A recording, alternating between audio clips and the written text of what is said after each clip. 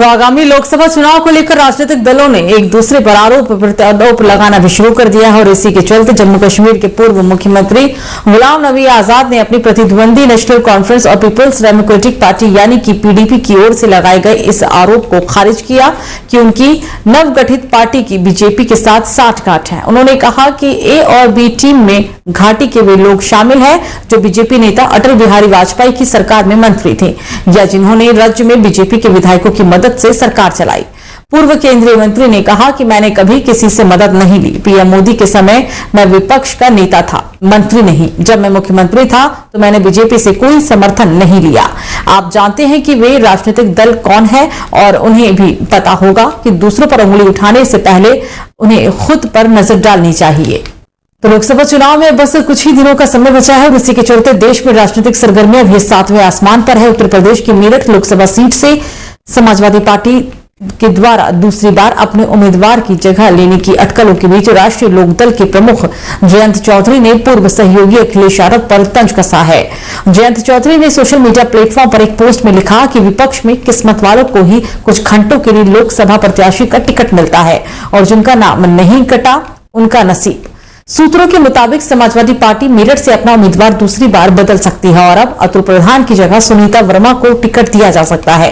Party ने पिछले हफ्ते भानु प्रताप सिंह को इस सीट से उतारने का ऐलान किया था, लेकिन स्थानीय नेताओं की नाराजगी को देखते हुए फैसला बदल दिया गया था। तो खबरों में आगे बढ़ते हैं। सुप्रीम कोर्ट ने अजीत पवार बनाम शरद पवार मामले में आज सुनवाई की और इस दौरान कोर्ट ने सुनवाई करते हुए कहा कि हम अपने पुराने निर्णय में कोई बदलाव नहीं करेंगे। आपको बता दें कि सुप्रीम कोर्ट ने अपने फैसले में कहा था कि एनसीपी के इलेक्शन सिंबल घड़ी के इस्तेमाल को लेकर दायर याचिका खारिज कर दी गई थी।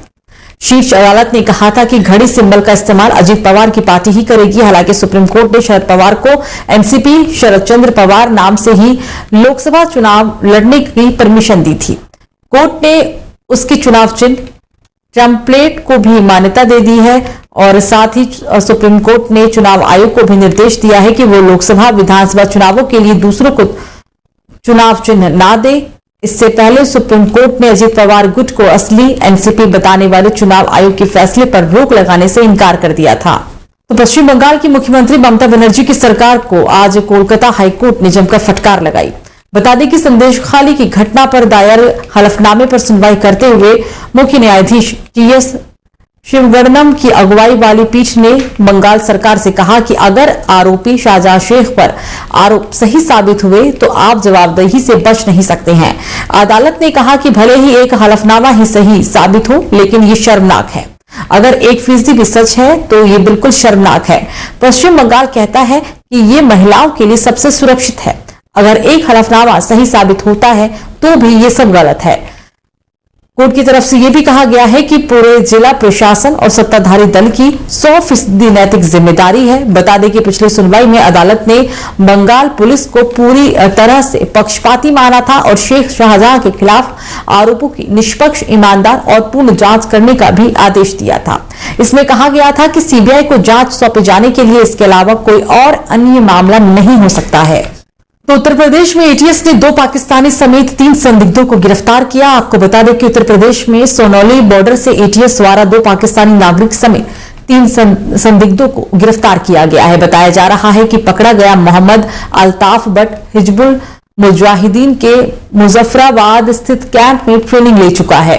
जानकारी के अनुसार अल्ताफ बट मुजफ्फराबाद कैंप से असलहों की ट्रेनिंग लेकर हिजबुल के हैंडलर्स के संपर्क कर रहा था और इसी दौरान गिरफ्तार लोगों की पहचान पाकिस्तान के रावलपिंडी का रहने वाले मोहम्मद अल्ताफ बट, इस्लामाबाद का रहने वाले सैयद गजनफर और जम्मू कश्मीर के रहने वाले नासिर अली के रूप में हुई। बताया जा रहा है कि हैंडलर ने ही अल्ताफ को नेपाल के रास्ते भारत पहुंचने के निर्देश दिए थे।